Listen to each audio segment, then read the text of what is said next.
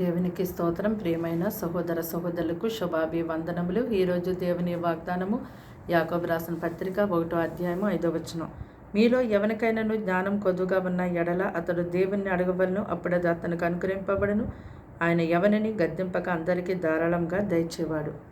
చూడండి, ఈ లోకములో గొప్ప జ్ఞానవంతులు ఉన్నారు, మహా మేధావులు, తెలివిగలిగిన వారు ఎందరో ఉన్నారు. అయితే ఇక్కడ ఈ యొక్క లేఖనాలు బట్టి ప్రభువు ఈ లోక జ్ఞానం గురించి మాట్లాడటం లేదు. ఈ లోక జ్ఞానము నిన్ను కొన్నిసార్లు గొప్ప స్థాయిలోకి తీసుకెళ్ళొచ్చు, ఒక్కొక్కసారి నిన్ను వెర్రివానిగా మార్చొచ్చు, అవమానాన్ని కూడా గురి చేయొచ్చు. ఈ లోక జ్ఞానం అనేది నీవు చదువుకున్న దానిలో, అలాగే నీ ఉద్యోగాన్ని బట్టి నీకు ఇచ్చే ఆ సర్టిఫికెట్లో కనిపిస్తుంది. అయితే న్యాయంగా నడుచుకోవాలి, కనికరము దయ కలిగి ఉండాలి, వ్యభిచారం చేయకూడదు, దొంగతనం చేయకూడదు, కపటము, మోసము, అన్యాయం, అక్రమం, దుర్నీతి, సకలమైనటువంటి పాపములు, దేవునికి విరోధమైన ప్రతి నీచమైన కార్యాలను విడిచిపెట్టి జీవించడమే దైవజ్ఞానం.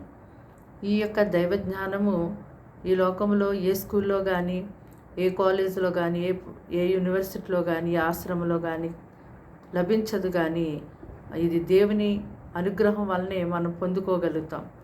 అయితే ఈ దైవ జ్ఞానము ఏ సర్టిఫికెట్లో ఉండదు. ఈ దైవ జ్ఞానము మన యొక్క ప్రవర్తనలోను, మన యొక్క క్రియల్లో కనిపిస్తుంది. అయితే ఇటువంటి ఈ దైవ జ్ఞానం కొరకు మనము దేవుణ్ణి వేడుకునే వారిగా ఉండాలి.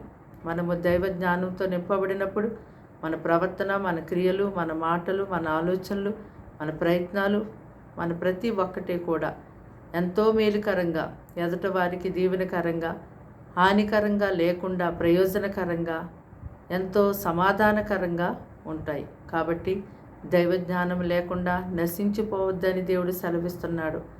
అడుగు ప్రతి వారికి ధారాళంగా ఆయన దయచేస్తానని సెలవిస్తున్నారు. కనుక ఈ లోక జ్ఞానం కాదు కానీ దైవజ్ఞానం కొరకు ప్రార్థించండి.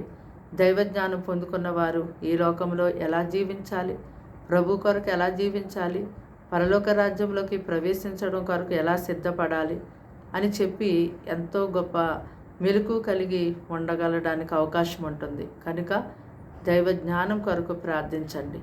ప్రార్థన. దేవానికి వందనాలు, స్తోత్రాలు, స్తుతులు తండ్రి. ఈ మాటలు వింటున్నాను బిడ్డల్ని రక్తంతో కడిగి ముట్టి బలపరిచి దీవించి ఆశీర్వదించండి. మరి చదువుల్లో, ఆరోగ్యాలు, ఉద్యోగాలు, వ్యాపారాలన్నింటిలో మీ సహాయం, మీ సన్నిధి వారమంతా ఈ రోజంతా మీరు దయచేయమని వేడుకుంటున్నాం తండ్రి. అయ్యా తండ్రి, ప్రతి శోధన అపాయాలు వారి గృహంలోంచి, వారి యొద్ద నుంచి తొలగించండి. నీకు ఇష్టమైన జీవితాన్ని వారు జీవించేలాగా సహాయం చేయమని యేసు ఘనమైన పరిశుద్ధ నామములో ప్రార్థన సమర్పించి వేడుకుంటున్నాం తండ్రి. ఆమేన్.